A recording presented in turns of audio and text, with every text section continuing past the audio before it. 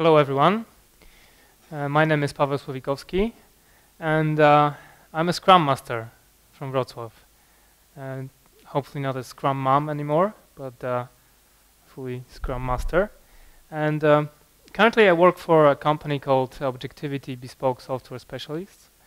However, up until 3 months ago, I had been working for a multinational corporation that happens to have offices also in Wrocław. And what I would like to tell you today is a story. As a kind of a failure story. It's not easy to share a failure with such an audience. However, it's a story that I prize for giving me a push in my life to actually change something and to look back on some of my decisions. So the title is "Dead Scrum Master is a Useless Scrum Master." It's and I guess many of you know it's a quote, and it's not really my title. So the way today in the story is that we're entering the unknown. The Scrum Master is changing the environment, going to a new department, and then something happens that ended in, well, failure, but also something good. So let's move on. Entering the unknown. About 1.5 years ago, I was the Scrum Master slash tester slash fault coordinator. I had a role of a Scrum Master. I wasn't a Scrum dude or something like this, but the role was changing between the team members and so on. Is exactly how Angel told us in the beginning of this conference. So I was coming from a smaller project, not really a small one, but smaller, with some experience already in Scrum and being a Scrum Master. And I was going to a department with a much bigger project, with roughly about 20 teams distributed across 3 continents, and with roughly around 1 team added every month to the existing department, and with a very sophisticated project coming up that required of a major architectural change of rewriting around 1 million of lines of code. It's not really a small feat to do. So I was very excited. I was really looking to the challenge. I was offered a real Scrum Master slash Agile Coach role for those teams located in Wrocław at least. I would take part as a Scrum Master for one of the teams and then try to coach the other teams and to propagate Agile rules and benefits, and well, at least that's what I thought in the beginning. I really didn't know anyone in this department. It was a totally fresh start for me. I was like a hatchling straight out of the nest. I had to start anew. I had to build up my expertise in the field. I didn't know even what was exactly that they did there from the software point of view. So I thought, okay, software is software, right? So I'm a good Scrum Master, at least I thought that way, and I can manage in any software environment, right? Given the fact that I was fresh in the water in this department, I had head full of ideas. So I knew that I had experience, I had ideals, I had values, I knew what I want to do as a Scrum Master, as a coach. I've developed myself, I've read many articles, books, I had a vision what I wanted to do. And I thought that, okay, it will be pretty straightforward. I will just have to propagate this to the rest of the guys there, and everything will follow smoothly. So my approach was to lead by example. So I will be an expert. I will be the guy who shines the agility on the rest of the department, and so they will look up to me, and if they have any questions, any difficult problems, they will come to me, well, because that's what I thought that hired me, right? So to be an agile evangelist in the department. So that's naturally what I wanted to do, to pick those ships out of the woods and get them back in the herd. And the way I try to do this is, as I mentioned, to be a shining beacon of agility on the waters of waterfall. And I wanted to present good examples. I wanted to get my team, and eventually it was 2 teams, and to make them really great, to make them examples of agility and show this to the department. Okay, look, this is how we do things. Learn from it. I was sending out emails to the management, product owners about cool new articles related to Scrum, to Agile. You know, have a look at this. Maybe you could find it useful.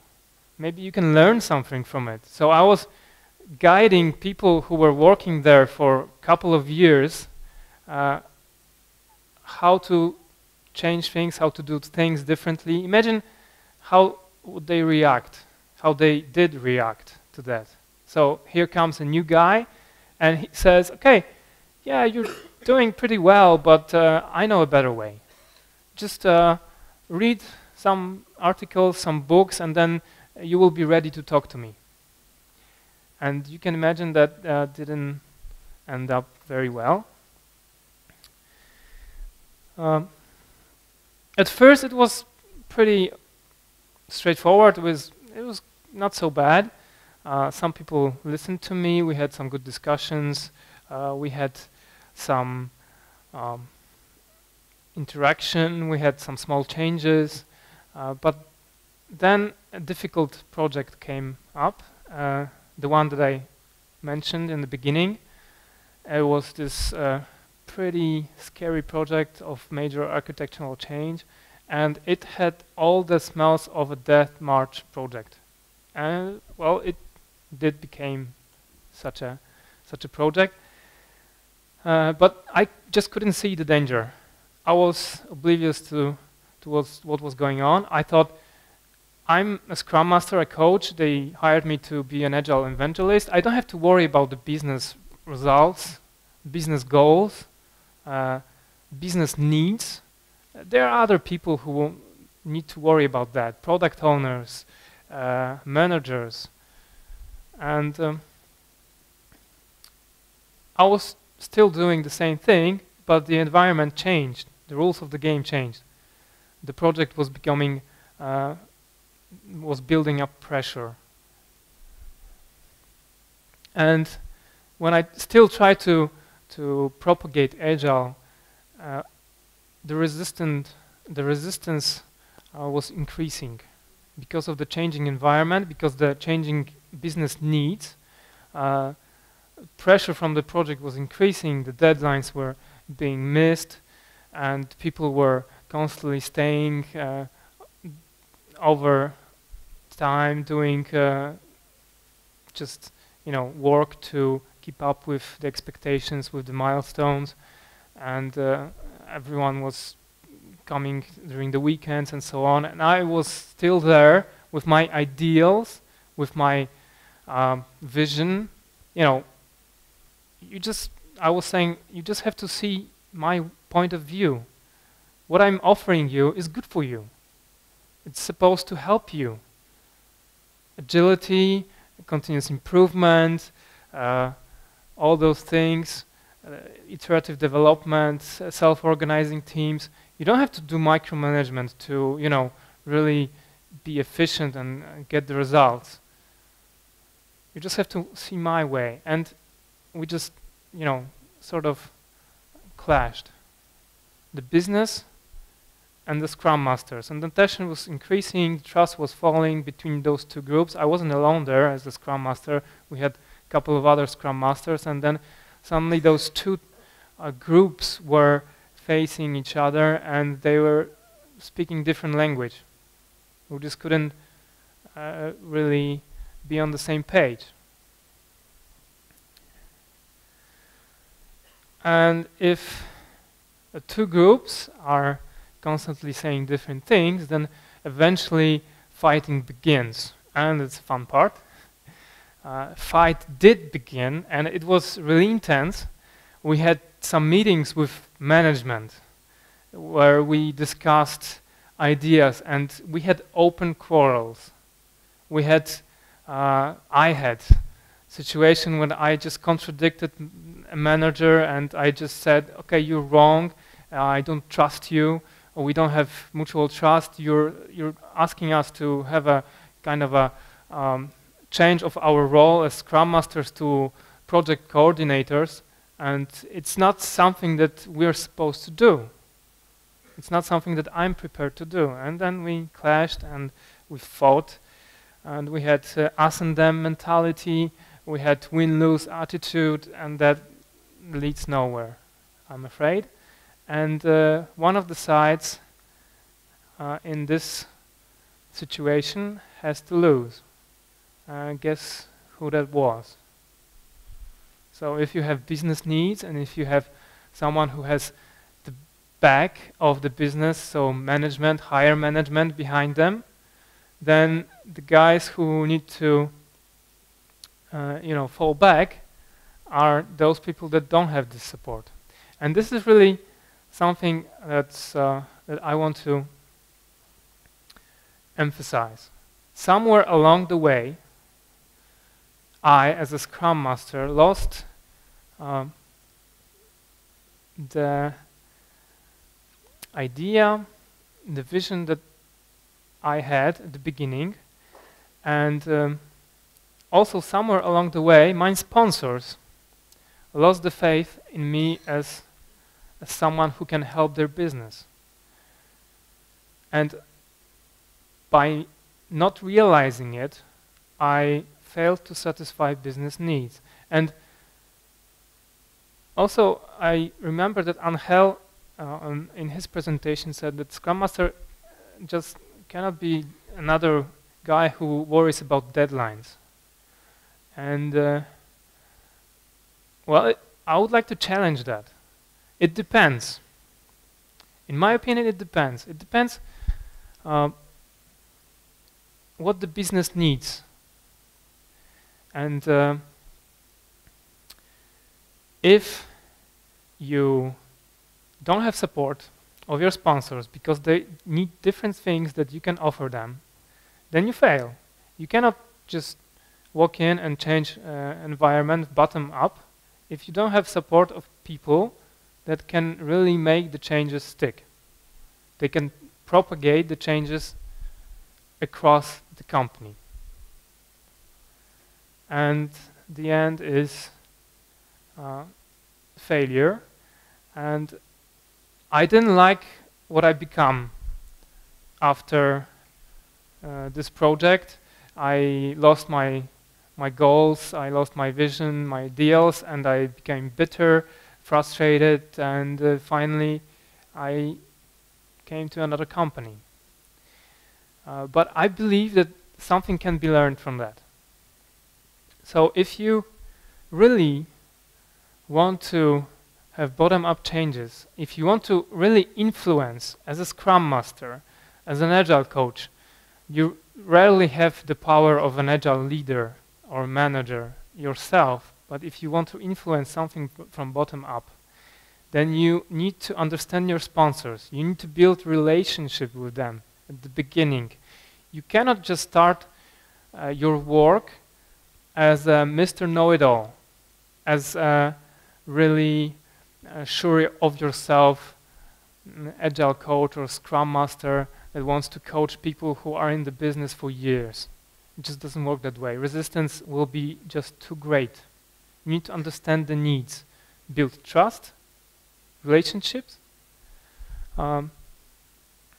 you need to show results.